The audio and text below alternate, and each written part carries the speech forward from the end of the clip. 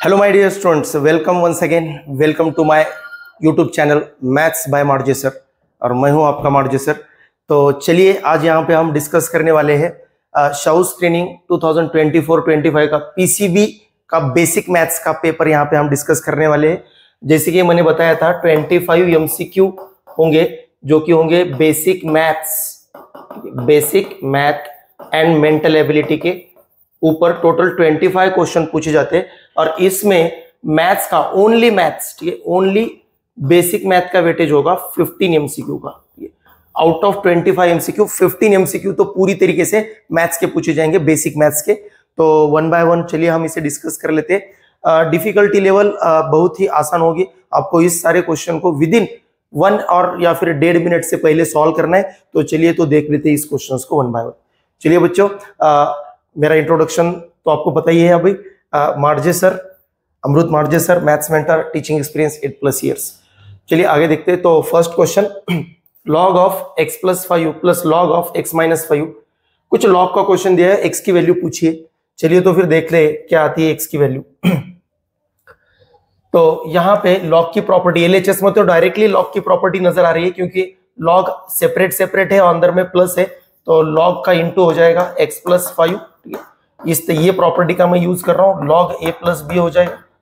log a plus log b, ये अगर दे रखा है तो इसको मैं लिख सकता हूं log a × b।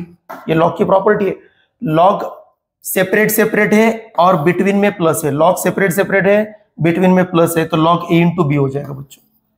Separate log है, अंदर में इंटू है, तो log वन टाइम ले लो और आर्गुमेंट का, ये अंदर वाले आर्गुमेंट का मल्टीप्लाई कर दो, ठीक है। तो सीधे से यहाँ पे मैंने x + 5, log सेपरेट है, प्लस है x + 5 × x - 5। यहाँ पे भी मैं प्लस अंदर में दे रखा है, लेकिन यहाँ पे मैं डायरेक्टली इंटू नहीं कर सकता, क्योंकि इनके कोएफिशिएंट में नंबर से, इनके कोएफिशिएंट में कोई नहीं था, कुछ नहीं था, यानी कि 1 था, तो डायरेक्टली मल्टीप्लाई कर दिया। लेकिन इनके कोएफिशिएंट में कुछ डिफरेंट कांस्टेंट नंबर है, 1 के अलावा 4, 2 दे रखा है, तो पहले तो इनको हटाना पड़ेगा। तो इनको हटाने के लिए 4 अगर मल्टीप्लाई में है तो वो आर्गुमेंट का पावर बन जाएगा, ये 2 भी आर्गुमेंट का पावर बन जाएगा। तो यहां से बन जाएगा log 2⁴ प्लस log 3⁴, ठीक है। तो ये हमारी एक प्रॉपर्टी होती है इस तरीके से। log a⁴m दे रखा है, तो ये मल्टीप्लाई में चला जाता है, पावर में। आर्गुमेंट का पावर होना चाहिए, सिर्फ किसका पावर होना चाहिए? आर्गुमेंट का पावर m है तो मल्टीप्लाई में आ जाएगा, और मल्टीप्लाई में है तो ये वापस आर्गुमेंट में भी चला जाएगा, ठीक है। ये log 2 है, तो पावर में है तो मल्टीप्लाई में आ जाएगा, मल्टीप्लाई में है तो पावर में भी चला जाएगा, दोनों तरफ से आपको आना चाहिए। तो यहाँ पे मल्टीप्लाई में था, मैंने पावर में डाल दिया, तो यहाँ पे मैं देख सकता हूँ log a, ये बन जाएगा पूरा a, ये बन जाएगा पूरा b, log a plus log b, यानी कि log a × b, log a × b। यहां से log x² - 25, इन दोनों का मल्टीप्लाई करेंगे तो ये आएगा log x² - 25। इस तरीके से ये पूरा ब्रैकेट, स्क्वायर ब्रैकेट आर्गुमेंट में है। अब दोनों के बेस में कुछ नहीं दे रखा है, यानी कि मान लो बेस में 10 है, अब दोनों का बेस सेम है, दोनों की वैल्यू भी सेम है, दोनों साइड LHS RHS में बेस भी सेम है, दोनों की log की वैल्यू भी सेम है, तो इस पूरे आर्गुमेंट को भी सेम होना पड़ेगा, इस आर्गुमेंट को सेम होना पड़ेगा। कॉन्सेप्ट ये लगा रहा हूं, log to the base a of x, log to the base a of y, तो ये बेस सेम है, वैल्यू सेम है, तो इन दोनों के इनपुट को, इन दोनों के आर्गुमेंट को भी सेम होना पड़ेगा। चलिए तो फिर कॉन्सेप्ट यूज होगा, x² - 25 इक्वल टू, ये बनेगा 16 × 2⁴, 16 × 9, तो ये बनेगा 144, ये -25 उधर जाके +25, तो x की वैल्यू आ रही है बच्चों प्लस और माइनस, कितना आ रहा है? प्लस और माइनस 13 आ रहा है, ठीक है। ये आ जाएगा 169, ये आ जाएगा 169। तो ये जो 169, x² की वैल्यू 169, तो x की वैल्यू प्लस और माइनस 13। लेकिन यहाँ पे वापस डाल के भी चेक करना है, हालांकि आप देख सकते हो ऑप्शन में निगेटिव नहीं दे रखा है, लेकिन x की वैल्यू 13 और -13 में हम x की वैल्यू -13 नहीं ले सकते, क्योंकि जैसे ही -13 हम यहाँ पे डालेंगे दोनों में से किसी भी x की जगह पे, तो ये log का जो इनपुट है वो निगेटिव बन जाएगा, और इसकी वैल्यू होती है नॉट डिफाइंड, ठीक है, नॉट डिफाइंड। log का आर्गुमेंट, लॉगरिदमिक फंक्शन का आर्गुमेंट अगर निगेटिव हो गया तो सेटिस्फाई तो छोड़िए, इसकी वैल्यू कभी डिफाइन ही नहीं होगी, ठीक है। तो इसीलिए ध्यान रखना है कि हमेशा जब जब आप लॉगरिदमिक इक्वेशन का कोई भी क्वेश्चन सॉल्व करोगे, इस तरीके से लॉगरिदमिक इक्वेशन का कोई भी क्वेश्चन आप सॉल्व करोगे, तो पहले तो आप सॉल्यूशन निकाल लो, जो भी आपका X Y A B whatever solution निकाल लो, और सॉल्यूशन आने के बाद वापस में इक्वेशन जो क्वेश्चन में दिया गया इक्वेशन है उसमें पुट करके आंसर को वेरीफाई करना मत भूलिए, क्योंकि कुछ सॉल्यूशन ऐसे होंगे जिस सॉल्यूशन पे लॉग सेटिस्फाई छोड़ो वो डिफाइन ही नहीं होगा, तो वो हमारा सॉल्यूशन नहीं हो सकता, उस सॉल्यूशन को रिजेक्ट करना आना चाहिए। तो हमारा डोमेन चेक करना, इसे बोलते हैं डोमेन चेक करना। डोमेन क्या होता है बच्चों, कि हमको लॉग डिफाइन होने के लिए हमको कंडीशन हमको पता होनी चाहिए कि एक्स हमेशा पॉजिटिव होना चाहिए, जो बेस है वो बेस भी पॉजिटिव होना चाहिए, और बेस की वैल्यू 1 नहीं होनी चाहिए। ये 3 कंडीशन हमेशा ध्यान रखो।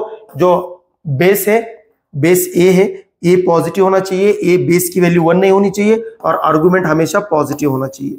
ये होता है, इन 3 चीजों का हमको हमेशा ध्यान रखना पड़ता है। अगर ये ऐसा नहीं हो रहा है तो वो लॉग अनडिफाइन हो जाएगा। तो जिस वैल्यू पे लॉग अनडिफाइन हो रहा है वो हमारा सॉल्यूशन नहीं हो सकता, उसको रिजेक्ट करना है बच्चों, ठीक है। तो यहाँ पे -13 रिजेक्ट हो जाएगा क्योंकि नॉट डिफाइन हो जाएगा, तो हमारा सॉल्यूशन हो जाएगा ओनली 13, तो ऑप्शन हो जाएगा बी बच्चों, ऑप्शन हो जाएगा बी, ठीक है। चलते आगे। In a single throw of a pair of dice the probability of getting the sum of the perfect square, सबको पता है sample space n of s, pair of dice में 6 स्क्वायर, ठीक है। एक डाइस थ्रो करने पे आउटकम आते हैं 6, 2 डाइस थ्रो करेंगे तो आउटकम आएंगे 6 to the power 2, 3 dice throw करेंगे तो आउटकम आएंगे 6 टू द पावर 4, ठीक है। तो 3 डाइस थ्रो करने पे 6 to the power 3, 3 dice 4 dice throw करने पे आएंगे 6 टू द पावर 4 आउटकम्स।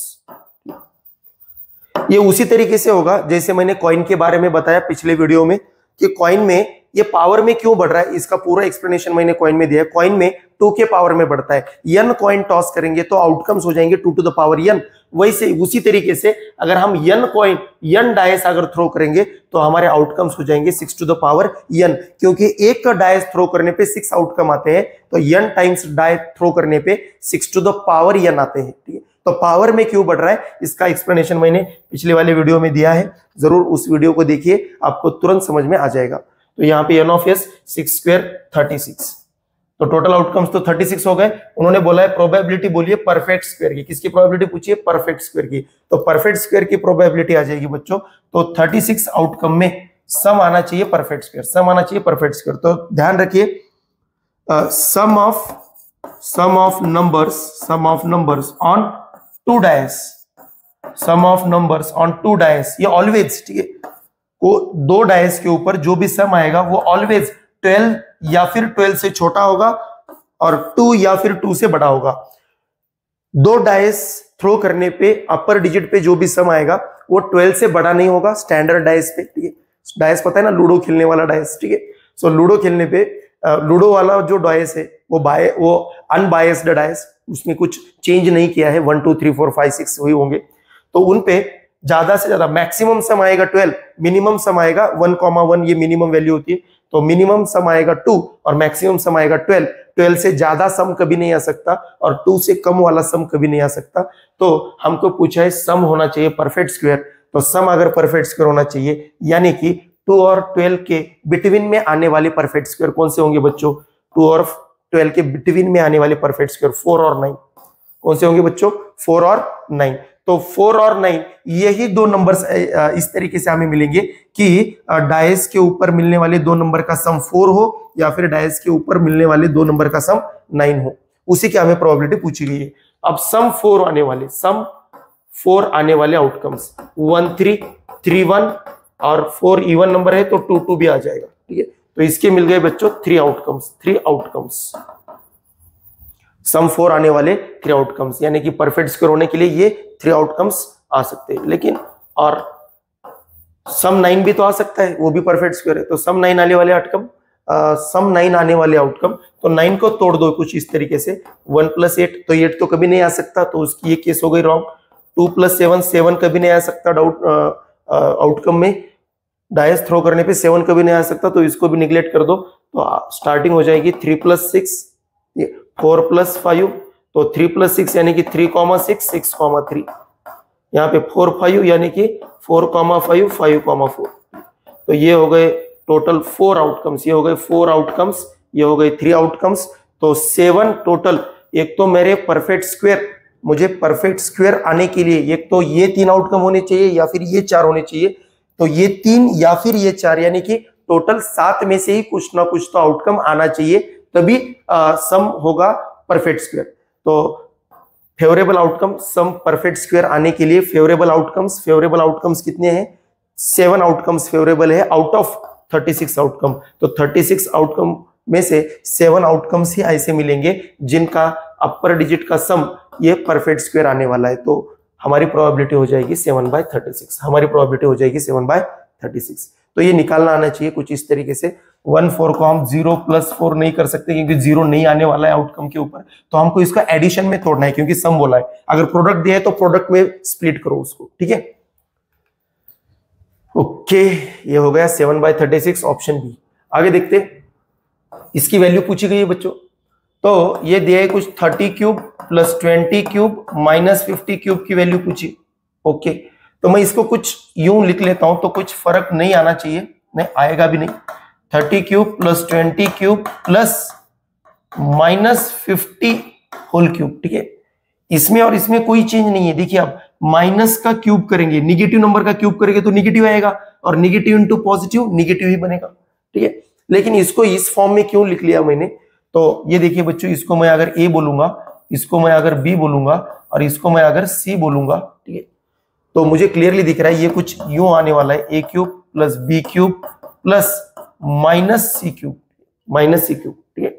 तो जैसे ही -c³ लिख लिया तो मैं इसको अब कुछ इस तरीके से भी लिख सकता हूं, a³ + b³, निगेटिव नंबर का क्यूब निगेटिव ही आएगा, निगेटिव इंटू पॉजिटिव निगेटिव ही हो जाएगा। तो इसी को मैं कुछ इस तरीके से भी लिख सकता हूं, ठीक है। तो ये जो वैल्यू है ये कुछ अलग नहीं है, ये पूछा गया है a³ + b³ - c³ पूछा गया है। हमको जिसकी वैल्यू पूछी गई है उसका मैंने स्ट्रक्चर निकाल दिया। स्ट्रक्चर ये किस तरीके से दिख रहा है, ये कौन से टाइप का एग्जांपल है। तो ये इसके लिए मैंने इसको ABC एज्यूम कर लिया। तो ये a³ + b³ - c³ की वैल्यू पूछ रहा है, ठीक है। तो हम इस तरीके से भी डाल सकते हैं, इस तरीके से भी। तो यहाँ पे देखिए आप हमको इसकी वैल्यू पूछी गई है क्योंकि ये इसी टाइप में आता है।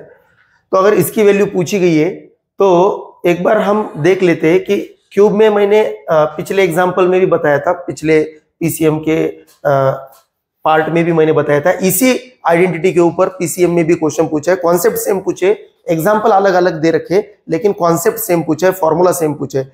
जो फॉर्मूला मैं यहाँ पे लगाऊंगा वही उसी फॉर्मूले के ऊपर बेस्ड क्वेश्चन पीसीएम में भी पूछा गया है सेम ईयर में। तो आपको जरूर सारे क्वेश्चन की प्रैक्टिस करनी चाहिए, बिल्कुल उस वीडियो को भी जरूर देख लीजिएगा। तो यहाँ पे कॉन्सेप्ट ये लगता है बच्चों, जिस टाइम आप ये कॉन्सेप्ट लगाओगे a³ + b³ + c³, इसका एक कॉन्सेप्ट होता है कि a³ + b³ + c³ की वैल्यू = 3abc आ जाएगी इफ a + b + c = 0 होगा। ये कंडीशन अगर सेटिस्फाई कर रही है, ये a + b + c की वैल्यू 0 आ रही है, तो a³ + b³ + c³ = 3abc आ जाएगा। ये कंडीशन आपको पता होनी चाहिए, आइडेंटिटी है, 9th क्लास की बेसिक आइडेंटिटी है, पता होनी चाहिए। तो यही कॉन्सेप्ट कुछ इसी तरीके का एक्सप्रेशन मुझे यहाँ पे दिख रहा है, तो यही कॉन्सेप्ट भी मुझे यहाँ पे लगाना है। तो ये कॉन्सेप्ट यहाँ पे लगाने के लिए पहले तो ये कंडीशन वेरीफाई करनी पड़ेगी कि 3 नंबर की एडिशन 0 आ रही है क्या। तो लेकिन इसमें और इसमें कुछ चेंज नहीं है, बस यहाँ पे C है तो यहाँ पे C की जगह पे -C दे रखा है। तो कोई बात नहीं, हम यहाँ पे ये चेक करेंगे a + b + -C की एडिशन 0 आ रही है नहीं। अगर a + b, क्योंकि यहाँ पे C की जगह पे क्या दे रखा है -C, तो a + b -C इन तीनों की एडिशन अगर 0 आ रही है तो मैं जरूर यहाँ पे ये फॉर्मूला लगा सकता हूं, ये वाली एंटिटी लगा सकता हूं। तो देखते हैं एक बार। तो क्लियरली यहाँ पे मैं ये देख लेता हूं। So now a + b + -C = a की वैल्यू कितनी है बच्चों 30, b की वैल्यू है 20 प्लस C की वैल्यू दे रखी है, ठीक है, -C बोला गया ना, -C, तो -C की वैल्यू, ठीक है, C की value -50, wait a minute, -C दे रखा है ना, यस, -C का क्यूब, तो ये बन जाएगा -50। सी की वैल्यू -50। तो अंदर में तो माइनस सी दे रखा है, खैर तो यहाँ पे मुझे लिखना चाहिए प्लस इंटू माइनस माइनस सी। तो यहाँ पे माइनस सी लिखेंगे तो क्या हो जाएगा, +50 हो जाएगा। फिर तो यहाँ पे मुझे लिखना चाहिए a plus B minus C, a plus B minus C. Yes, a plus B minus C जैसे लिखेंगे, a plus B, a 30 b 20 और c की वैल्यू -50 ऑटोमेटिकली आ जाएगी। -50 plus C, a plus B plus C देख लेते हैं क्योंकि c को मैंने ऑलरेडी नेगेटिव एज्यूम कर लिया। तो a प्लस बी प्लस सी, तो c की वैल्यू -20 डाल दी तो यह बन जाएगा 0। तो क्लियरली दिख रहा है यहाँ पे a प्लस बी प्लस सी की वैल्यू आ रही है 0 आ रही है, a प्लस बी प्लस सी की वैल्यू 0 आ रही है, c को मैंने एज्यूम कर लिया -50। तो a plus B plus C equal to -0 आ रहा है, यानी कि मैं यहाँ पे इस्तेमाल, सो इम्प्लाइज दैट यहाँ पे मैं यूज कर सकता हूँ a cube plus B cube plus C cube की वैल्यू इक्वल टू हो जाएंगी 3abc के, और 3 a की वैल्यू है 30, b की वैल्यू है 20 और c की वैल्यू है -50। तो इसको हम जब सॉल्व करेंगे तो 3 3 जा 9, तो ये 1 2 3 और 5 2 जा 10, तो ये 4 zeros आ जाएंगे और ये माइनस, ये सारे पॉजिटिव, एक ही टर्म माइनस है तो ये आंसर माइनस में आ जाएगा। तो ऑप्शन बन जाएगा सी, ऑप्शन बन जाएगा सी। तो क्लियरली कॉन्सेप्ट देखिए, ये फॉर्मूला, ये आइडेंटिटी बेस्ड क्वेश्चन था, इसको आप सॉल्व करेंगे तो काफी लेंदी जाएगा, टाइम लगेगा सॉल्व करने में, या फिर कोई बच्चा फिजिकली भी सॉल्व कर सकता है। 3 का क्यूब 27, 3 zeros, 2 का क्यूब 8, फिर 3 zeros, 5 का क्यूब 125, फिर 3 zeros, कुछ इस तरीके से बच्चा सॉल्व कर सकता है, लेकिन उसमें थोड़ा सा कैलकुलेशन में टाइम चला जाएगा। इस क्वेश्चन को हमें 1 मिनट या फिर मैक्सिमम 1.5 मिनट के अंदर इस क्वेश्चन को सॉल्व करना है। तो जरूर इसको प्रॉपर्टी लगा के सॉल्व कीजिए ताकि आपका टाइम सेव हो पाए। तो प्रॉपर्टी लगाना है मतलब क्या करना है, तो आइडेंटिटी यूज करनी है। तो आइडेंटिटी क्या बोलती है, तो ये कौन से स्ट्रक्चर में दे रखा है, a cube plus B cube plus C cube के स्ट्रक्चर में दे रखा है। सिर्फ चेंज इतना है कि c जो है वो निगेटिव है, c की वैल्यू कैसी, यहाँ पे प्लस लिख दिया ना, तो a cube plus B cube plus C cube, लेकिन c सिर्फ क्या है, निगेटिव है। तो c की वैल्यू निगेटिव है तो निगेटिव को निगेटिव रखने दीजिए, कोई बात नहीं, निगेटिव को निगेटिव रखने दीजिए। आगे बढ़ते हैं, alpha and beta are the zeros of quadratic polynomial. तो ये दे रखा है कुछ f ऑफ t दे रखा है, t के टर्म में कुछ क्वाड्रेटिक दे रखा है, ठीक है, और हमको पूछा है इस किसकी, तो वैल्यू t है, यहाँ की वैल्यू, और अल्फा बीटा जीरोस है। अल्फा बीटा जीरोस है तो निकाल लो sum of zeros, alpha plus beta हो जाएंगे 4, अल्फा इंटू बीटा हो जाएगा 3। हमको वैल्यू किसकी पूछी है, now alpha two the power 4 beta cube plus alpha cube into beta two the power 4, इसी की वैल्यू पूछी गई है। तो एक बार हमको अल्फा बीटा इंडिविजुअली तो नहीं पता है कि एग्जैक्ट सेपरेट अल्फा कितना होगा, सेपरेट बीटा कितना होगा, हालांकि चाहिए तो मेरे ख्याल से आप यहां से निकाल सकते हो क्या, यस, यहां से हम सेपरेट अल्फा बीटा भी निकाल सकते हैं, लेकिन जल्दी से आंसर निकालने के लिए अल्फा बीटा मत निकालते बैठिए, कैलकुलेशन में टाइम चला जाएगा।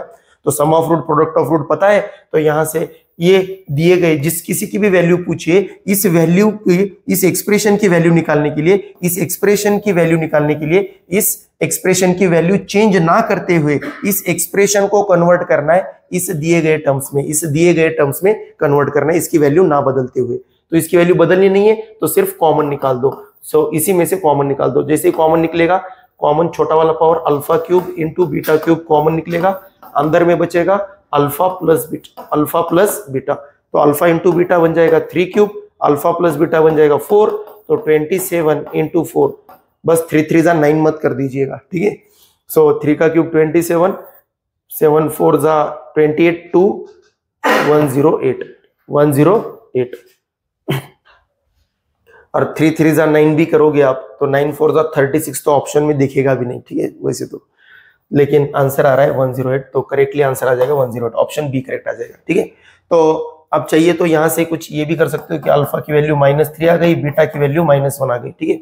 सम of root -4, product of root +1, ये अल्फा और बीटा की वैल्यू भी यहाँ पे आप पुट करके निकाल सकते हो। आंसर सेम ही आएगा बिल्कुल, 81 -81 यहाँ से आ रहा है और यहाँ से आ रहा है -27 -1 का पावर 4, यस, तो -81 -20, सॉरी पावर 4 है ना, ओके। अल्फा -3 का पावर 4 प्लस 81 -1 का क्यूब, तो ये -81 आ रहा है ना, यस। पावर अल्फा की वैल्यू अगर -3 पुट कर रहे हैं हम, 3 1 3 -3 -1, यस, तो -3 का पावर 4 तो 81 आ जाएगा, प्लस वाला, और बीटा का -1 आ जाएगा, -81। अल्फा क्यूब बोला है, ये बनेगा -27, और ये बनेगा बीटा -27, कैसे ना, हाँ -27, ये बनेगा -1 -27 -3 का क्यूब, -3 का क्यूब बनेगा बच्चों, प्लस में -27 बनेगा, प्लस इंटू -1। तो ये तो -108 आ रहा है, यहाँ से -108 आ रहा है। ओके, तो ये बनेंगे फैक्टर, तो रूट हो जाएंगे, सॉरी ये बनेंगे फैक्टर, तो रूट हो जाएंगे 3 और 1, सॉरी मेरे से गलती हो गई, कि 3 के फैक्टर्स हो जाएंगे एडिशन -4 आने वाले, -3 -1, तो ये तो फैक्टर्स थे, लेकिन जीरोस बन जाएंगे, ये फैक्टर्स थे तो जीरोस बन जाएंगे, तो लीडिंग कोएफिशिएंट 1 है, तो इनके साइन अपोजिट हो जाएंगे, तो ये बन जाएगा 3 और ये बन जाएगा 1, एक फैक्टर 3 एक फैक्टर 1 है, तो अब निकाल लो आंसर, 3 का पावर 4 81 इंटू 1 प्लस 27 इंटू 1, तो ये बन जाएगा 108। तो अल्फा बीटा की वैल्यू निकाल के भी पुट कर सकते हो, या फिर आप सम ऑफ रूट और प्रोडक्ट ऑफ रूट से भी आंसर निकाल सकते हो। यहाँ पे दोनों ऑप्शन खुले थे, लेकिन अगर आपका यहाँ पे इन दो जीरोस की वैल्यू इरेशनल नंबर या फिर इमेजिनरी नंबर आ जाती, तो फिर आपको इसी कॉन्सेप्ट से आना पड़ जाएगा, बिल्कुल यही कॉन्सेप्ट यूज करना पड़ेगा, क्योंकि अल्फा बीटा अगर बहुत ज्यादा बदसूरत आ रहा है, बहुत ज्यादा क्या कॉम्प्लिकेटेड आ रहा है, इरेशनल नंबर आ रहा है, तो फिर उसकी वैल्यू पुट करके उसका पावर 3 पावर 4 निकालने में बहुत दम लग जाएगा, तो बहुत टाइम चला जाएगा उसमें। तो बिल्कुल यहाँ पे आपको इस तरीके से सॉल्व करना है कि इसको इजीली सॉल्व करने के लिए सम ऑफ रूट और प्रोडक्ट ऑफ रूट के मेथड से ही यूज कर सकते हो, हालांकि मैंने दोनों मेथड बता दी। ठीक है, आगे बढ़ते। द पेयर ऑफ इक्वेशंस, ये कुछ इक्वेशन है, इसको यूनिक सॉल्यूशन होनी चाहिए। ठीक है, तो 2kx + 5y = 7, 6x - 5y = 11, तो इसको दिए गए हैं गिवन, यहाँ पे गिवन दे रखा है यूनिक सॉल्यूशन, इसको यूनिक सॉल्यूशन ही होने चाहिए। तो यूनिक सॉल्यूशन की कंडीशन होती है, ठीक है, हर एक साइमल्टेनियस इक्वेशन में इनफाइनाइट सॉल्यूशन की कंडीशन है, यूनिक सॉल्यूशन की कंडीशन है, नो सॉल्यूशन की कंडीशन है। एनसीईआरटी के बुक में, स्टेट बोर्ड के बुक में इसको मेंशन कर रखा है, आपको जरूर ये आना ही चाहिए, इसके ऊपर क्वेश्चन पूछा ही जाता है। अगर लीनियर इक्वेशन 2 वेरिएबल्स इस चैप्टर में सबसे ज्यादा इंपॉर्टेंट कुछ है, तो या तो वर्ड प्रॉब्लम है, या फिर उससे भी पहले कॉन्सेप्चुअल क्वेश्चन तो इसी के ऊपर बनता है, तो जरूर इसके बारे में पढ़ के जाइए, इसके ऊपर काफी बार क्वेश्चन आ रहे हैं, हर साल आ रहा है। ठीक है, तो इसको यूनिक सॉल्यूशन दिया है। यूनिक सॉल्यूशन की कंडीशन होती है एक्स कोएफिशिएंट का रेशो और वाई कोएफिशिएंट का रेशो इक्वल ना हो। एक्स कोएफिशिएंट का रेशो और वाई कोएफिशिएंट का रेशो इक्वल नहीं होना चाहिए, तभी यूनिक सॉल्यूशन आ जाएगा। रेशो इक्वल ना होंगे तब यूनिक सॉल्यूशन आ जाएगा। इसी को हम बोलते हैं a1/a2 not equal to b1/b2। तो इसको हम लिखते टाइम वैल्यू पुट करेंगे, तो ये बन जाएगा 5y - 5, तो 2 1 जा 2 3 जा, ये बन रहा है कुछ k is not equal to -3, k is not equal to -3। Okay बच्चों, k is not equal to -3, तो ऑप्शन ए करेक्ट हो जाएगा, k is not equal to -3। अगर k की वैल्यू क्या हो सकती है, यहाँ पे k की वैल्यू क्या रखने पे यूनिक सॉल्यूशन मिलेगा। अगर क्वेश्चन ऐसे पूछा जाता कि k की वैल्यू क्या रखने पे यूनिक सॉल्यूशन मिल जाता, तो हमारा सॉल्यूशन ये होगा k belongs to real number minus singleton 3। k की वैल्यू मैं क्या पुट कर दूं कि यूनिक सॉल्यूशन मिल जाए, तो k belongs to total real number में 3 को छोड़ के आप कोई भी वैल्यू पुट कर लो, कोई भी, सिर्फ 3 को नहीं पुट करना है, क्योंकि 3 को पुट करोगे तो यूनिक सॉल्यूशन नहीं आएगा। 3 को छोड़ के आप कोई भी वैल्यू पुट कर लो, नंबर सिस्टम में रियल नंबर में 3 है, 3 को छोड़ के आप कोई भी नंबर पुट कर लो, कोई भी दूसरा वाला, आपको यूनिक सॉल्यूशन ही मिलेगा। लेकिन 3 पुट करोगे तो यूनिक नहीं मिलेगा, वो इनफाइनाइट या फिर नो सॉल्यूशन कुछ भी हो सकता है, लेकिन यूनिक नहीं मिलेगा। तो सिर्फ एक वैल्यू को छोड़ के बाकी की वैल्यू आप कुछ भी पुट कर सकते हो। ठीक है, आगे बढ़ते हैं। Find the sum of the 200 terms of the series. इस सीरीज के 200 टर्म्स का सम पूछा गया। ओके, तो 1 4 6 5 11, इसमें 3 का गैप, इसमें 2 का गैप, इसमें 1 का गैप, इसमें फिर से 6 का गैप, तो कुछ समझ में तो नहीं आ रहा है। ठीक है, ये पहले तो 1 1 से कम हो रहा था, पहले 3 से बढ़ गया, फिर 2 से बढ़ गया, फिर 1 से बढ़ गया, तो डिफरेंस तो सेम नहीं है, कॉन्जिक्यूटिव टर्म का डिफरेंस तो सेम नहीं है, कुछ भी अलग नंबर से चेंज हो रहा है। तो ये एपी नहीं है, जीपी नहीं है। ठीक है, तो इसको सॉल्व करने के लिए कुछ यूं देखिए 1 6 11 अल्टरनेट टर्म्स में देखिए, अल्टरनेट टर्म्स, ठीक है। तो अल्टरनेट टर्म्स में देखेंगे first term, third term, fifth term, फिर सेवेंथ टर्म, और यहां पे अल्टरनेट टर्म सेकेंड, फोर्थ और sixth, second term, fourth term और सिक्स्थ टर्म। तो ये कुछ क्वेश्चन इस तरीके से बना है। अब इस अल्टरनेट टर्म में अगर आप देखेंगे तो 1 6 में कॉमन डिफरेंस 5 का है, 6 11 में 5 का है, 6 और 11 में गैप 5 का है, तो आगे भी 5 का होगा।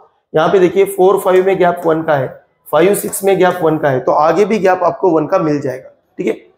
तो इवन नंबर ऑफ टर्म में 1 1 का गैप है और अल्टरनेट यहाँ दूसरे वाले में 5 5 का, तो ये दोनों भी एपी बन रहा है क्योंकि ऊपर वाले अल्टरनेट टर्म में भी गैप 1 का है और यहाँ पे भी गैप 1 का है।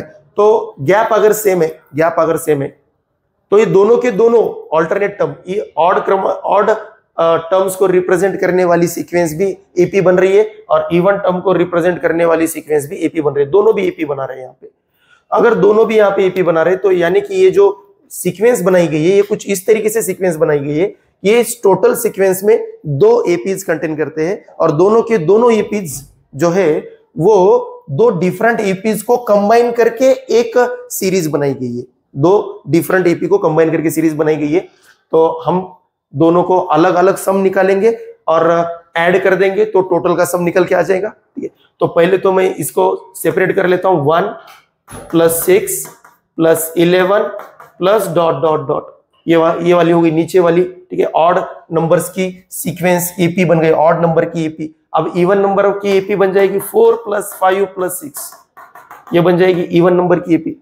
अब नंबर ऑफ टर्म्स क्या बिना हम सम नहीं कर सकते, तो टोटल टर्म्स कितने हैं इस सीरीज में? इस सीरीज में टोटल टर्म्स दिए गए 200 टर्म्स, तो टोटल में 200 टर्म्स है।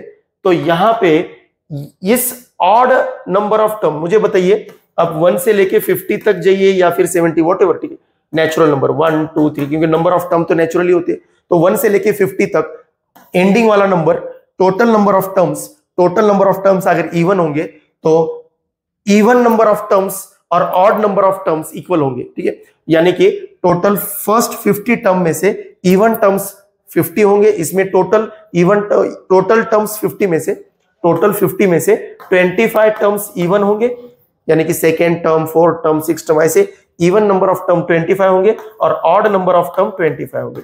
इवन 25 और 25 इक्वल होंगे दोनों भी हमेशा। तो यहां पे देखिए टोटल नंबर ऑफ टर्म्स 200 है, यानी कि इवन है। तो अगर total number of terms even है तो ऑड टर्म भी इवन हो जाएंगे और ऑड नंबर ऑफ टर्म भी इवन हो जाएंगे और इवन नंबर ऑफ टर्म भी इवन नंबर हो जाएंगे। तो टोटल टर्म्स 200 है, तो ऑड टर्म में भी 100 टर्म्स आ जाएंगे, 200 का हाफ, 200 का half. Odd number of term में भी 200 का हाफ, 100 टर्म्स आ जाएंगे और इवन टर्म में भी 100 टर्म्स आ जाएंगे। तो हमको कहां तक सम करना है? इसका सम करना है, इस ऑड नंबर ऑफ टर्म्स का सम करना है 100 टर्म तक, इसका भी सम करना है 100 टर्म तक। इन दोनों की सम के एडिशन, ये होगा हमारा फाइनल आंसर। तो ऊपर वाले का सम करके देखेंगे एक बार, 1 + 6 + 11 plus dot dot dot plus up to 100 th term, 100 terms equal to कितना आएगा बच्चों? सम निकाल लेते हैं। तो 100/2 in bracket 2a 2 × 1 plus 99 into common difference 5, तो ये बन जाएगा 50 इंटू इन ब्रैकेट, तो ये कुछ बन जाएगा 5 9 45, 495 497 कुछ बन रहा है शायद, 497, 2 को ऐड करेंगे 497, ये कुछ बन रहा है 497, ठीक है। इसको ऐसे ही रखो। अब आते हैं अगले वाले एपी पे, 4 + 5 + 6, या तो सम चाहिए तो सम भी कर लो वहां पे, लेकिन जरूरत नहीं है क्योंकि यहाँ पे भी 100 टर्म्स है, तो इसके भी एक्सटीरियर में 50 आएगा तो कॉमन निकाल सकते हैं हम ऐड करते time. Up to 100 th terms, up to 100 terms, तो ये भी बन जाएगा 100/2, इसकी भी 100 टर्म्स है, तो इसकी first term 2 × 4 plus 99 n-1, n की वैल्यू 100 है तो n-1, d बन जाएगा 1 बच्चों। तो ये बन रहा है 50 इन ब्रैकेट 99 + 8 107, तो ये आ गया सम, ये आ गया सम। ऑड नंबर के ऑड नंबर ऑफ टर्म्स का सम, ये हो गया इवन नंबर ऑफ टर्म का सम, दोनों का ऐड करेंगे तो टोटल 200 टर्म का सम आ जाएगा। तो यहाँ पे कुछ, so therefore 50 in bracket 497 plus 50 in bracket 107, तो इन दोनों की हम कर रहे हैं एडिशन, ठीक है, दिस प्लस दिस, तो 50 को कॉमन निकाल लेंगे तो ये बन जाएगा 497 प्लस 107, 15 ब्रैकेट 7 7 4 14 14 4 रिमेनिंग 1 604, तो ये बन जाएगा 0, 5 4 20 रिमेनिंग 2, 5002 को 2 एज इट इज 6 5 30, 30,200। तो ये बन रहा है कुछ ऑप्शन सी बच्चों, ये बन रहा है कुछ ऑप्शन सी। तो एक ही सीक्वेंस थी, उसमें दो एपी छुपा रखे थे ऑल्टरनेट तरीके से, उन दोनों को अलग अलग कर दिया, दोनों एपी में दो अलग अलग एपी के सम के फॉर्मूलाज लगा दिए और सम के फॉर्मूलाज लगा के दोनों का अलग अलग डिफरेंट सम निकाल लिया, ऑड नंबर ऑफ टर्म का सम अलग, इवन नंबर ऑफ टर्म का सम अलग, और दोनों की एडिशन कर दी तो फाइनल मुझे 200 टर्म, ये ऑड नंबर वाले 100 टर्म का सम, ये इवन नंबर वाले 100 टर्म का सम, 100 प्लस 100 दोनों को मिला के टोटल 200 टर्म का सम मिल गया हमें 30,200। ठीक है, ओके बच्चों आगे बढ़ते हैं। हाँ, ABCDF, यहाँ पे सिमिलरिटी का क्वेश्चन दे रखा है, दो ट्रायंगल सिमिलर दे रखे हैं, सेम टू सेम इसी टाइप का क्वेश्चन पीसीएम में भी बेसिक मैथ्स में पूछा गया। क्या पूछा है क्वेश्चन कि यहाँ पे बोला गया कि ABC और DEF ये दो ट्रायंगल सिमिलर दे रखे हैं हमें, उसका कोरस्पॉन्डेंस भी दे रखा है, कौन सा एंगल किसके इक्वल में आने वाला है, और उनका पेरीमीटर दे रखा है, दोनों ही ट्रायंगल का पेरीमीटर दे रखा है, एक की साइड दे रखी है और दूसरे की कोरस्पॉन्डिंग साइड पूछिए, BC की कोरस्पॉन्डिंग साइड, BC की कोरस्पॉन्डिंग साइड EF हमको पूछिए, तो BC दे रखा है तो उसके कोरस्पॉन्डिंग साइड EF दे रखी है, तो हमको यहाँ पे साइड्स सिमिलर ट्रायंगल के कोरस्पॉन्डिंग साइड्स और उनके पेरीमीटर का रिलेशन निकालना है, सिमिलर ट्रायंगल्स के कोरस्पॉन्डिंग साइड्स और उसी सिमिलर ट्रायंगल के पेरीमीटर्स, इनके ऊपर एक रिजल्ट है, उस रिजल्ट के ऊपर एक क्वेश्चन पूछा गया है। तो रिजल्ट क्या है देख लेते हैं। रिजल्ट क्लियरली इतना ही है बच्चों, इफ ट्रायंगल ABC, इफ कोई भी दो ट्रायंगल अगर सिमिलर दे रखे हैं, if two triangles are similar,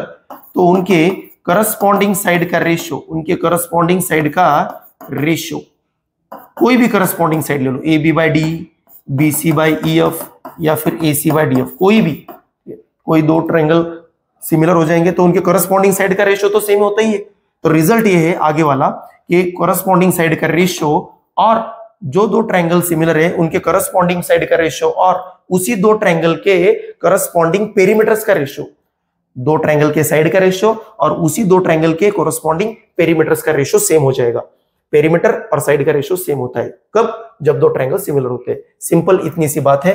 ये रिजल्ट कहां से आया सर, ये पेरीमीटर सेम क्यों होता है, तो सीधा सा कॉन्सेप्ट है A by B equal to C by D. मान लो ये दो रेशियो अगर इक्वल है और ये दो रेशियो अगर इक्वल है तो हमको रेशियो की प्रॉपर्टी पता है। रेशियो की प्रॉपर्टी बोलती है कि अगर दो रेशियो इक्वल है तो उनके करस्पॉन्डिंग न्यूमरेटर का सम, उसके करस्पॉन्डिंग न्यूमरेटर का सम और करस्पॉन्डिंग डिनोमिनेटर का सम, ये सम का करस्पॉन्डिंग न्यूमरेटर और करस्पॉन्डिंग डिनोमिनेटर का सम का जो रेशियो आएगा वो सम का रेशियो वो इंडिविजुअल रेशियो के इक्वल में होगा।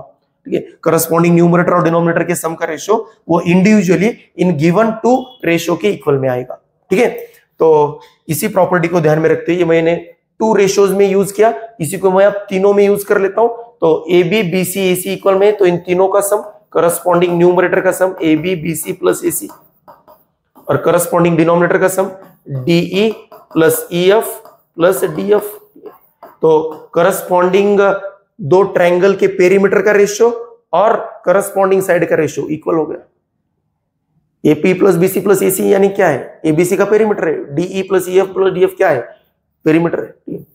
तो यहां से ही हम बोल सकते हैं कि पेरीमीटर ऑफ ट्रायंगल ABC,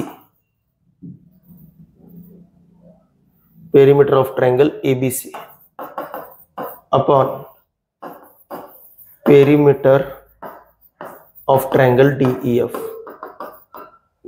तो आगे बोला गया है BC बाय EF, क्योंकि हमको BC और EF के बारे में इंफॉर्मेशन है तो मैं यहाँ पे सिर्फ BC EF के बारे में ही लिखूंगा। चाहे तो आप इसके इक्वल में AC बाई DF या फिर AB बाई DE भी लिख सकते हो, जो दिया गया है उसके बारे में।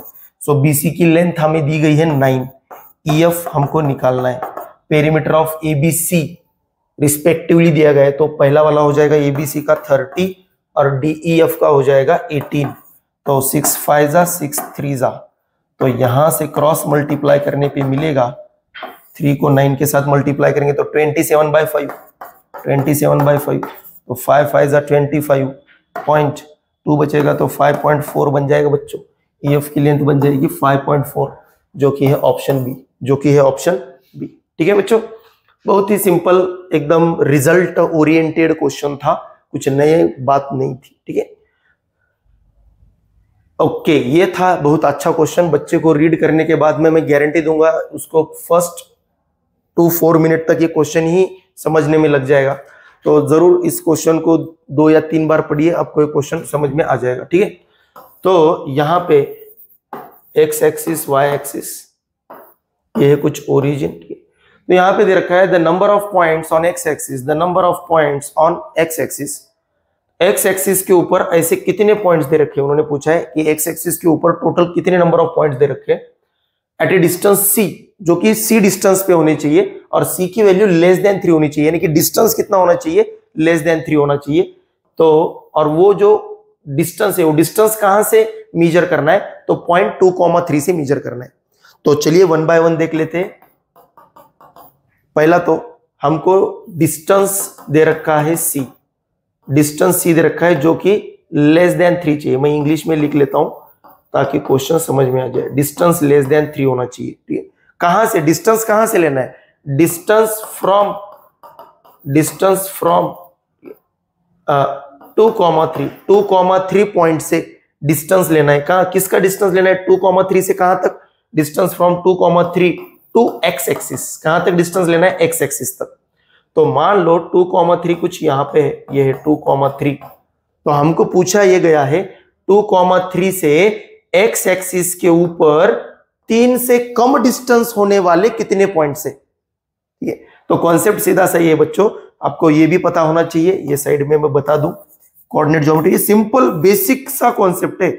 मान लो यहाँ पे a, b दे रखा है, इस पॉइंट P के कोऑर्डिनेट दे रखे हैं a, b, तो इस पॉइंट का एक्स एक्सिस से जो भी मिनिमम डिस्टेंस होगा, यानी कि परपेंडिकुलर डिस्टेंस होगा, इस पॉइंट का एक्स एक्सिस से डिस्टेंस, यानी कि इसी फर्स्ट क्वाड्रेंट में, इस फर्स्ट क्वाड्रेंट में जो भी पॉइंट है, उस पॉइंट का जो वाई कोऑर्डिनेट होगा, वो वाई कोऑर्डिनेट यानी ये वाई कोऑर्डिनेट यानी पॉइंट P का एक्स एक्सिस से डिस्टेंस होगा। एक्स से डिस्टेंस निकालना है, उस पॉइंट का वाई कोऑर्डिनेट लिख लीजिए, उस पॉइंट का वाई कोऑर्डिनेट है b, तो डिस्टेंस हो जाएगा बच्चों b, क्योंकि डिस्टेंस तो हमेशा क्या होगा, पॉजिटिव। हालांकि ये कोऑर्डिनेट, ये पॉइंट अगर किसी अदर क्वाड्रेंट में भी होता तो भले ही कोऑर्डिनेट नेगेटिव हो, लेकिन मैं डिस्टेंस हमेशा पॉजिटिव ही लूंगा, उसको मॉड लगा के, ठीक है।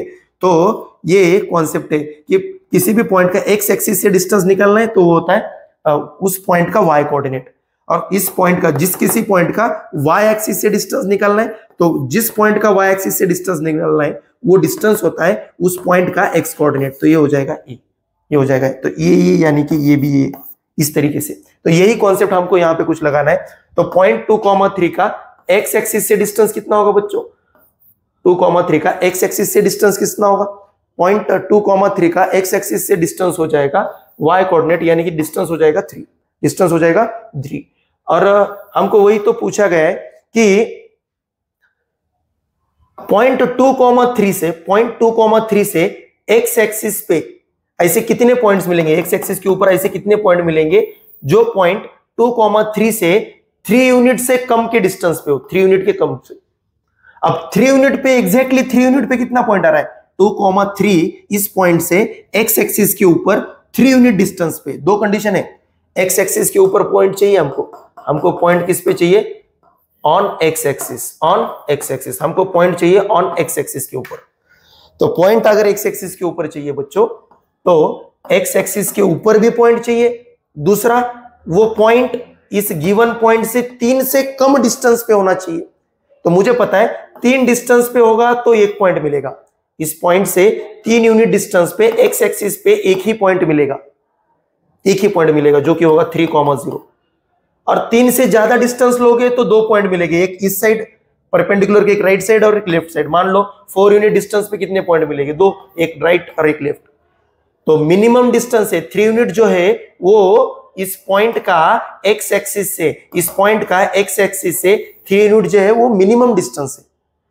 और हमको पूछा इस मिनिमम से मिनिमम डिस्टेंस पे कितने पॉइंट है, 3 से कम डिस्टेंस पे एक्स एक्सिस के ऊपर कितने पॉइंट्स है। भाई एक भी नहीं मिलेगा, क्योंकि इस पॉइंट से एक्स एक्सिस तक पहुंचने के लिए कम से कम 3 यूनिट डिस्टेंस आपको चलना पड़ेगा।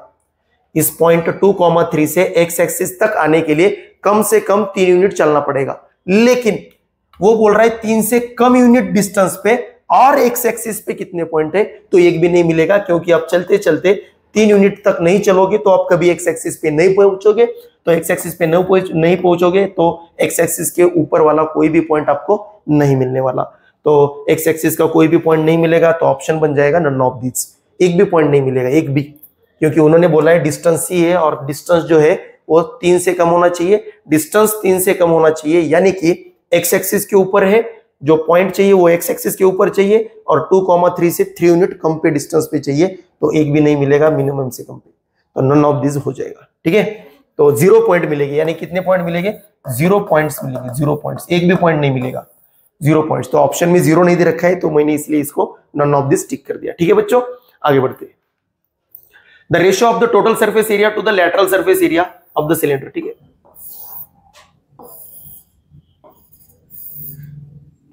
ये रेडियस दे रखी है कुछ 80 सेंटीमीटर, रेडियस 80 सेंटीमीटर और हाइट दे रखी है 20 सेंटीमीटर, हाइट दे रखी है 20 centimetre.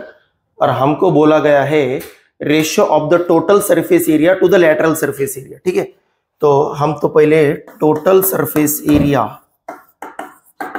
Of cylinder upon lateral यानी कि कर्व्ड, लैटरल यानी कि curved surface area, lateral surface area of cylinder is equal to, lateral surface area of cylinder is equal to, हम तो पहले इनका फॉर्मूला लिख लेते हैं। Total surface area of cylinder का फॉर्मूला हो जाएगा 2πr(h). ठीक है, कर्व्ड का होता है 2πr(h), लैटरल का होता है 2πr(h). और इसमें अगर हम ऊपर वाला और नीचे वाला, अपर और बॉटम दोनों का एरिया ऑफ सर्कल ऐड कर देंगे तो 2πr², 2πr कॉमन निकालेंगे तो ये बन जाएगा r+h, ये बन जाएगा कुछ r+h या फिर h+r, जो चाहिए h+r। ठीक है, तो क्लियरली जब हम टोटल, ये हो जाएगा फॉर्मूला किसका, ये फॉर्मूला है total surface area of cylinder, ये है कर्व्ड सरफेस एरिया फिर lateral surface area of cylinder.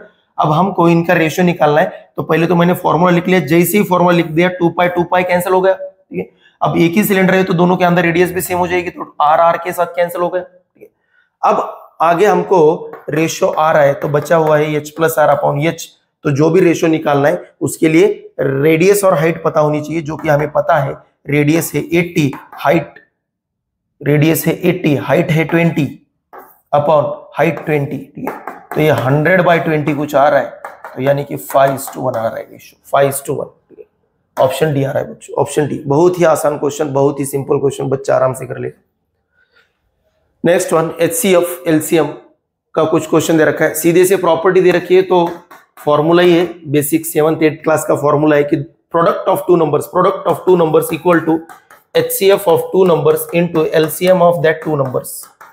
दो नंबर का LCM उसी दो नंबर का HCF का प्रोडक्ट, LCM और HCF का प्रोडक्ट, दो नंबर के HCF और उसी दो नंबर के HCF का प्रोडक्ट, और उन दो नंबर का प्रोडक्ट हमेशा इक्वल होगा। तो A HCF है 12, LCM पता नहीं, और प्रोडक्ट दे रखा है डायरेक्टली। सेम डिफरेंट अलग अलग नंबर नहीं पता है, लेकिन डायरेक्टली प्रोडक्ट पता है। इंडिविजुअल नंबर पता नहीं है, लेकिन डायरेक्ट प्रोडक्ट पता है। तो प्रोडक्ट की वैल्यू डायरेक्ट पुट कर दी, तो 12 इधर जाके डिवाइड में दे, 12 में 12 1 जा 12, 6 5 जा 50। तो LCM ऑफ A, B बन जाएगा बच्चों 150। हमको LCM ही पूछा गया तो वो बन जाएगा 150। ये भी काफी आसान बेसिक का क्वेश्चन, बेसिक मैथ से बेसिक सा क्वेश्चन पूछा गया।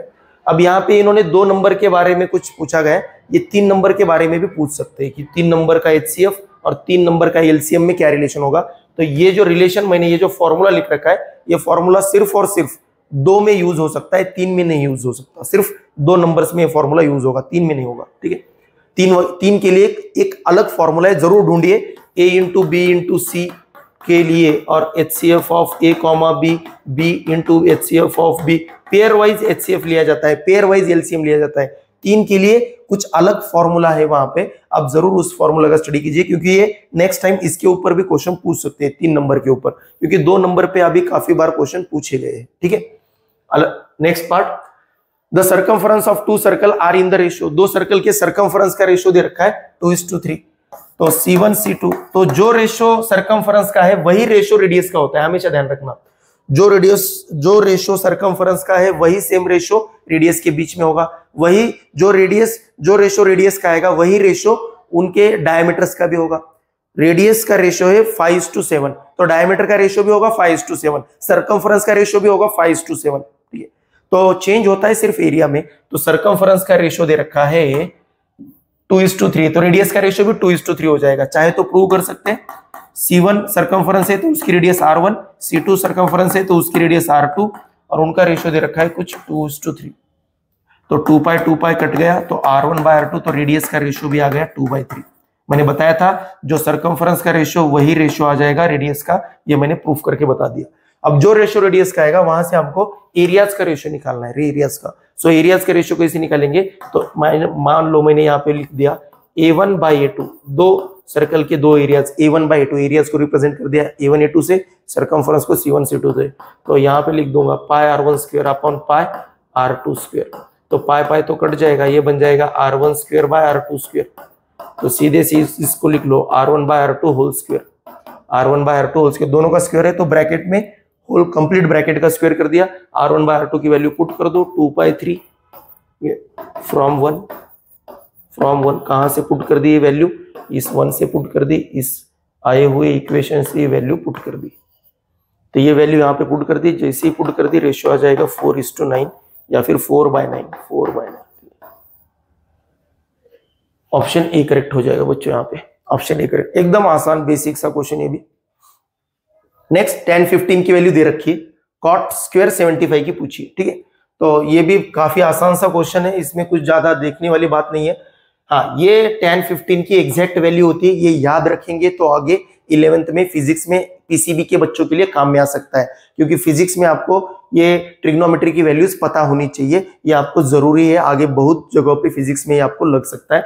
तो इसीलिए उन्होंने कुछ tan 15 की वैल्यू दे रखी है, और जो भी वैल्यू दे रखी है उन्होंने क्वेश्चन में वो वैल्यू करेक्ट दी है। tan 15 की वैल्यू 2 - √3 ही होती है। ठीक है, वो कैसे निकाला गया उसके पीछे ट्रिग्नोमेट्री tan A - B, वो यहाँ पे कुछ यूं इस्तेमाल करके tan 45 - 30 जब करेंगे, tan 45 - 30 जब करेंगे तो tan 15 डिग्री बन जाएगा। tan 15 डिग्री यानी कि tan 45 - 30, तो 45 को लिखा जाएगा A, 30 को लिखा जाएगा B, tan A - B का ट्रिग्नोमेट्री का फॉर्मूला लगा देंगे तो वहां पे tan 15 का फॉर्मूला बनके रेडी हो जाएगा। ठीक है, तो हालांकि उन्होंने tan 15 की वैल्यू दे रखी है, पूछा है cot स्क्वायर 75, तो tan 15 की वैल्यू को देखते हुए 75 की वैल्यू निकालनी है, तो जरूर इन दोनों में कुछ रिलेशन होगा, तभी इसका मैं यूज कर सकूंगा। इस वैल्यू का यूज करके इसकी वैल्यू निकालनी है, तो जरूर जिसकी वैल्यू निकालनी है उसमें और जिसकी वैल्यू दी गई है उसमें, तो दी गई वैल्यू और निकालने वाली वैल्यू दोनों के बीच में कुछ रिलेशन होगा। इन दोनों के रिलेशन को हमको पहचानना है, तभी हम इस क्वेश्चन को सॉल्व कर सकते हैं। तो इन दोनों के रिलेशन को पहचानना है, यानी कि क्या, यानी कि ट्रिग्नोमेट्री के अंदर अगर रिलेशन पहचानना है तो हमेशा उनके एंगल के बीच का रिलेशन निकालो। ये 15 डिग्री ट्रिग्नोमेट्री का रिलेशन यानी कि एंगल का रिलेशन, सीधे से समझ जाओ, ट्रिग्नोमेट्री का सारा कच्चा चिट्टा उसके एंगल के हाथ में होता है। सो एंगल का रिलेशन ढूंढ लोगे तो आपको आंसर मिल जाएगा। जो एंगल का रिलेशन वही ट्रिग्नोमेट्री के बीच में भी वही सेम रिलेशन आपको देखने मिल जाएगा। देखिए एंगल है 15 डिग्री, ये है 75 डिग्री, 75 और 15 अगर देख लोगे तो 75 और 15 हो जाएंगे 90 डिग्री, यानी कि 75 और 15 डिग्री ये जो है आर कॉम्प्लीमेंट्री एंगल्स है, दोनों का सम ये जो है वो कॉम्प्लीमेंट्री एंगल्स है, दोनों का सम कॉम्प्लीमेंट्री 90 आ रहा है तो दोनों एंगल कॉम्प्लीमेंट्री हो जाएंगे। इसके अलावा दोनों में भी एक और भी रिलेशन है कि 15 का 5 टाइम्स लेने पे 75 डिग्री आ जाता है बच्चों, 15 का 5 टाइम 15 5 जा 75, तो ये भी एक अलग रिलेशन है। लेकिन यहाँ पे हमको जरूरी वाला रिलेशन, मतलब यहाँ पे आंसर निकालने के लिए इस रिलेशन का यूज करेंगे हम, क्योंकि इसी से यहाँ पे आंसर निकल जाएगा। सो tan 15 डिग्री को मैं लिख सकता हूं, ये कॉम्प्लीमेंट्री है तो tan 15 को मैं लिख सकता हूं cot 90 माइनस 15। ये 15 है, 15 का कॉम्प्लीमेंट्री 75 लिखेंगे तो साइड में मुझे कॉट लिखना पड़ेगा क्योंकि 90 डिग्री में tan का चेंज कॉट में और कॉट का tan में चेंज हो जाता है, ये आइडेंटिटी है। तो cot 75 डिग्री, ठीक है। तो tan 15 डिग्री की वैल्यू इक्वल में आ जाएगी cot 75 के। अब मुझे पूछा गया cot स्क्वायर 75, तो यहाँ पे tan 15 की वैल्यू मैं पुट करूंगा तो 2 माइनस रूट 3 ये वैल्यू आ जाएगी cot 75 डिग्री की बच्चों। तो cot 75 डिग्री की वैल्यू मिल जाएगी 2 माइनस रूट 3। आगे में cot square 75 degree, cot square 75 degree यानी कि 2 माइनस रूट 3 होल स्क्वायर। इन दोनों के साइड का स्क्वायर कर दो, दोनों LHS RHS में दोनों का स्क्वायर कर दो, स्क्वेयरिंग ऑन बोथ साइड्स कर दो, तो आपको मिल जाएगा cot square 75 degree is equal to 4 plus 3 minus 4 root 3 यानी कि मिल जाएगा 7 माइनस 4 रूट 3। ये बन जाएगा 7 माइनस 4 रूट 3 यानी कि ऑप्शन सी बन जाएगा बच्चों, ठीक है। तो tan 15 cot 75 के इक्वल में और cot 75 का स्क्वायर पूछा है और tan 15 की वैल्यू हमें पता है, तो tan 15 की वैल्यू का स्क्वायर कर दो, cot स्क्वायर 75 की वैल्यू हमें मिल गई, ठीक है। ओके, 7 माइनस 4 रूट 3, 4 3 7, ठीक है, और 2ab 2 2 जा 4 4 रूट 3 राइट है 7। See next one, PQ is a tangent to a circle with centre O। PQ जो है वो सर्कल का एक टेंजेंट। ओके, मैं एक सर्कल निकाल लेता हूं पहले, तो सर्कल का सेंटर O और इसका एक टेंजेंट निकाल लिया PQ बोला है ना, तो tangent at the point P। Okay, तो टेंजेंट है पॉइंट P के ऊपर और दूसरा कुछ पॉइंट होगा मान लो Q, दूसरा कुछ पॉइंट दे रखा है Q, O P Q, ठीक है। तो दूसरा कुछ पॉइंट सर्कल टच कर रहा है, ये जो टेंजेंट है वो टेंजेंट सर्कल को टच कर रही है एट पॉइंट P पे, बोला है एट पॉइंट P पे टच कर रही है। PQ is tangent to a circle, circle को टेंजेंट है एट पॉइंट P पे, तो कॉमन पॉइंट सर्कल और टेंजेंट में कॉमन पॉइंट आएगा P, तो Q पॉइंट ऊपर लिख लो या फिर नीचे लिख लो आपके हिसाब से। If OPQ is an isosceles, उन्होंने बार में बोला है कि OPQ जो है वो ट्रायंगल आइसोसिलस आना चाहिए, आइसोसिलस ही आना चाहिए उन्होंने बोला है क्वेश्चन में। ओके, तो पहले तो OPQ बना लेते हैं। तो जैसे ही मैं OP को ड्रॉ करूंगा, मुझे तुरंत पता चल जाएगा कि P से मैंने सेंटर को ज्वाइन किया यानी कि ये रेडियस है, और रेडियस टेंजेंट को हमेशा परपेंडिकुलर होती है, ये हमारा कॉन्सेप्ट बोलता है टेंजेंट थ्योरम। तो OP तो रेडियस हो गई, तो ये तो 90 डिग्री हो जाएगा, और जैसे ही मैं Q को ज्वाइन करूंगा, OPQ को ज्वाइन करूंगा, तो उन्होंने बोला ये ट्रायंगल आइसोसिलस है। अब जैसे ही ये 90 डिग्री बन गया तो OQ तो बन जाएगी largest side, OQ is hypotenuse using tangent theorem का यूज करने के बाद हम बोल सकते हैं OQ is hypotenuse. Tangent theorem का यूज करने के बाद इस ट्रायंगल में OQ हाइपोटेनियस है, सो OQ is the largest side, OQ is the largest side of triangle OPQ triangle की OQ जो है वो लार्जेस्ट साइड हो जाएगी। जैसे ये लार्जेस्ट हो जाएगी तो ये दोनों इक्वल हो सकते हैं, यानी कि ये R है तो ये भी R हो जाएगा। और जैसे ये दो साइड इक्वल हो गए, आगे पूछा है हमको OQP एंगल कितना होगा, OQP, तो ये वाला एंगल पूछा गया है, तो 90 डिग्री में तो ये बन रहा है राइट एंगल्ड आइसोसेलेस ट्रायंगल, और राइट एंगल आइसोसेलेस ट्रायंगल में ये 90 है, तो ये दोनों एंगल इक्वल हो जाएंगे। मान लो ये थीटा है तो ये भी थीटा हो जाएगा, तो ये दोनों एंगल हो जाएंगे 45, ठीक है, क्योंकि एक एंगल 90 है, दो एंगल इक्वल है, तो बचे हुए दो एंगल का सम भी 90 हो जाएगा, क्योंकि तीनों का सम 180 चाहिए, तो तीनों का सम 180, तो थीटा प्लस थीटा ऐसे बोलोगे आप, थीटा प्लस 90 इक्वल टू 180, तो 2 थीटा इक्वल टू 90, ये 90 इधर जाके माइनस 90 हो जाएगा, तो थीटा बन जाएगा 45 डिग्री, तो ये 45 डिग्री का एंगल हो जाएगा। सो मैं यहाँ पे लिख सकता हूँ, so therefore angle OQP is equal to 45 degree. Isosceles triangle बन गया ना, पहले तो राइट एंगल बन गया टेंजेंट थ्योरम की वजह से, आइसोसेलेस उन्होंने बोल रखा था, तो राइट एंगल्ड और आइसोसेलेस दोनों को मिला के राइट एंगल्ड आइसोसेलेस ट्रायंगल, और राइट एंगल आइसोसेलेस ट्रायंगल में जो एक्यूट एंगल होते हैं वो हमेशा 45 डिग्री के होते हैं, दोनों एक्यूट एंगल्स। तो OQP पूछा ऊपर वाला, तो ऊपर वाला भी 45, नीचे वाला भी 45 डिग्री, तो ऑप्शन बी करेक्ट हो जाएगा। ठीक है बच्चों, आगे बढ़ते हैं। In a group of 15 people, 7 read French, 8 read English, while 3 of them read none of these two। Okay, तो उन्होंने कुछ क्वेश्चन दे रखा है जिसमें कुछ लोग टोटल पर्संस दे रखे हैं, कुछ लोग एक काम कर रहे हैं, दूसरा काम, मतलब दो टाइप में क्वेश्चन दे रखा है कि ए टाइप के कुछ पर्सन है, बी टाइप के कुछ पर्सन है, और दोनों में कॉमन भी कुछ है, दोनों में कुछ कॉमन भी है। तो इस टाइप का जब क्वेश्चन आता है कि एक वैरायटी है, अनदर वैरायटी है, और दोनों को कंबाइन करके दोनों में कॉमन भी आ रहा है, ठीक है, तो दोनों में कॉमन भी आ रहा है, तो इस टाइप के क्वेश्चन आएंगे तो आपको जरूर इस कॉन्सेप्ट का याद आना चाहिए कि number of A union B, जो कि हमने 9th क्लास में सेट में पढ़ा है, number of A union B is equal to number of A plus number of B minus number of A intersection B. इस कॉन्सेप्ट का आपको जरूर ध्यान आना चाहिए, क्योंकि ये भी वही बता रहा है कि ए यूनियन बी की value number of A plus number of B, और ऐसे एलिमेंट जो दोनों में कंटेन करते हो उनको माइनस कर दो, ठीक है। तो इसको हम फिगर में एकदम प्रॉपरली रीड कर मतलब देख पाएंगे। ये एक सर्कल, ये दूसरा वाला सर्कल, ठीक है। तो ग्रुप ऑफ 15 पीपल, तो टोटल है 15, ठीक है। इस पूरे रेक्टेंगल में 15 पीपल है। तो फ्रेंच रीड करने वाले हैं, फ्रेंच रीड करने वाले पर्सन्स है 7।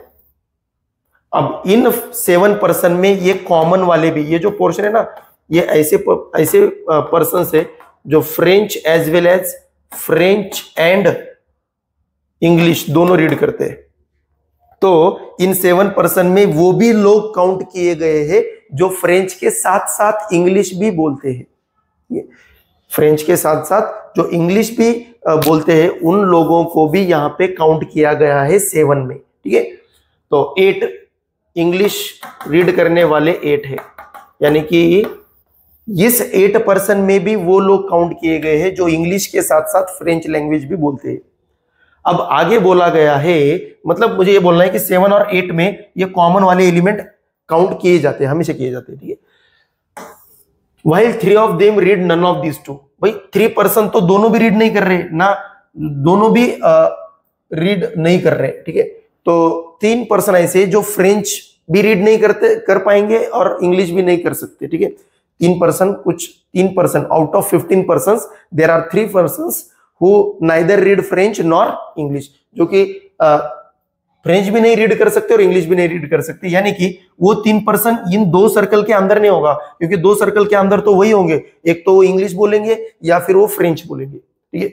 उनके अलावा बोलने वाले, ये जिन लोगों को फ्रेंच और इंग्लिश आती नहीं, वो 2 सर्कल में आएंगे ही नहीं, वो 2 सर्कल के बाहर होंगे। तो 3 पर्सन 2 सर्कल के बाहर, लेकिन रेक्टेंगल के अंदर, क्योंकि भाई ये जो है ये पूरा ग्रुप के बारे में बोल रहा है, तो एक पर्सन ग्रुप में तो है लेकिन फ्रेंच और इंग्लिश नहीं बोल पाएंगे या फिर नहीं बोल सकते, उन्होंने दे रखा है। तो मुझे बताइए 15 में से 3 पर्सन चले गए तो इन 2 सर्कल में कितने आने चाहिए सर? 15 टोटल ग्रुप है 15 पर्सन का, जिनमें 3 लोगों को ना फ्रेंच ना इंग्लिश, तो यानी कि इन 2 सर्कल में बचे हुए कैंडिडेट टोटल कितने होने चाहिए? 15 में से 3 चले गए तो 12 कैंडिडेट बच गए। अब इन दोनों सर्कल में टोटल हो जाएंगे 12, तो काउंटिंग तो 12 आनी चाहिए, लेकिन देखिए काउंटिंग आ रही है, अगर मैं इन दोनों की एडिशन करूंगा तो काउंटिंग आ रही है 8 + 7, काउंटिंग कितनी आ रही है? 15। तो सर इन 2 सर्कल के अंदर तो 12 पर्सन ही होने चाहिए, लेकिन ऐड करने पे 15 आ रहा है। सर आंसर ज्यादा क्यों आ रहा है? तो बेटे कुछ पर्सन दोनों में काउंट किए गए हैं, तो उनकी काउंटिंग टू टाइम्स की जा रही है। कुछ पर्सन, जो पर्सन फ्रेंच और इंग्लिश दोनों में बात कर सकते हैं, दोनों भी रीड कर सकते हैं, फ्रेंच भी रीड कर सकते हैं, इंग्लिश भी रीड कर सकते हैं, तो जो भी पर्सन दोनों फ्रेंच और इंग्लिश लैंग्वेज रीड कर सकते हैं, उन पर्सन्स को 2 टाइम्स काउंट किया जा रहा है। उनको 7 में भी काउंट किया जा रहा है, 8 में भी काउंट किया जा रहा है, तो उनकी काउंटिंग 2 टाइम्स हो रही है। इसी वजह से ये काउंटिंग ज्यादा आ रही है। तो कितनी ज्यादा आ रही है? तो 8 + 7 करेंगे तो ये आ जाएगा 15, लेकिन टोटल पर्सन इन 2 सर्कल के अंदर टोटल पर्सन तो 12 होने चाहिए, तो काउंटिंग कितनी ज्यादा आ रही है? 3, यानी कि जितनी काउंटिंग ज्यादा आ रही है वो पर्सन कॉमन में होंगे, वो पर्सन ही कॉमन में होंगे, तभी तो काउंटिंग 3 से ही ज्यादा आ रही है। अगर अंदर में 3 पर्सन रखोगे तो देखिए आप 7 + 8 15, और 15 में ये 3 पर्सन इधर भी काउंट किए गए, इधर भी काउंट किए गए, दोनों तरफ, तो दोनों में काउंट कर दिए, तो 2 बार काउंटिंग हो गई, 3 3 6, तो 3 + 3 6 हो गई, लेकिन काउंटिंग 3 करनी थी तो उस 6 में से एक बार 3 माइनस करना पड़ेगा, ठीक है। ये फॉर्मूला उसी को रिप्रेजेंट करता है। Number of A 7, number of B 8, minus कितना है पता नहीं, कॉमन में कितने एलिमेंट है पता नहीं, लेकिन दो सर्कल में आने वाले एलिमेंट, दो सर्कल में आने वाले ए यूनियन बी, यानी कि ए यूनियन बी यानी कि ये ए मान लो ये बी, ये बी, तो एक तो सेट ए या फिर सेट बी में आने वाले, सिर्फ ये दो सर्कल में आने वाले कितने एलिमेंट है, तो इसको हम लिख सकते हैं 15 माइनस 3 यानी कि 12, क्योंकि टोटल 15 थे, उसमें से बाहर वाले माइनस कर दिए तो सारे के सारे अंदर वाले आ जाएंगे। ये बनेगा 15 minus number of A intersection B, तो ये पूरा का पूरा माइनस इधर जाके प्लस हो जाएगा number of A intersection B, 15 minus 12, तो ये बन जाएगा 3 बच्चों, ये बन जाएगा 3, ऑप्शन बी करेक्ट। ठीक है, तो काफी ज्यादा आसान क्वेश्चन, यही क्वेश्चन पीसीएम में भी पूछा गया है, लेकिन वहां पे इस क्वेश्चन में इन नंबर की जगह पे परसेंटेज दिया गया है बच्चों, नंबर की जगह पे क्या दिया गया है, परसेंटेज दिया गया है, नंबर अलग है, परसेंटेज में क्वेश्चन पूछा गया है उनको, उनका बेसिक मैथ्स पीसीएम वाला का, तो मैं उनका मैथ से इसीलिए थोड़ा सा लेवल अप कर दिया, उन्होंने यही क्वेश्चन परसेंटेज में पूछ लिया, जरूर उस क्वेश्चन को भी ट्राई करना। ठीक है, ओके, देन फाइनली हमारा यहाँ पे ये पेपर खत्म हो जाता है। So thank you so much बच्चों हमारे साथ जुड़ने के लिए, और जरूर लाइक कीजिए, सब्सक्राइब कीजिए, अपने फ्रेंड्स को रेफर कीजिए, जरूरत जिन बच्चा, जो भी बच्चा पीसीबी ग्रुप का हो या फिर पीसीएम का हो, उनका मैथ्स के लिए जरूर आप इस चैनल को रेफर कीजिए, और बिल्कुल मैं आपके साथ जुड़ा रहूंगा, इसके आगे भी वीडियो आपको मिलते रहेंगे। So thank you so much.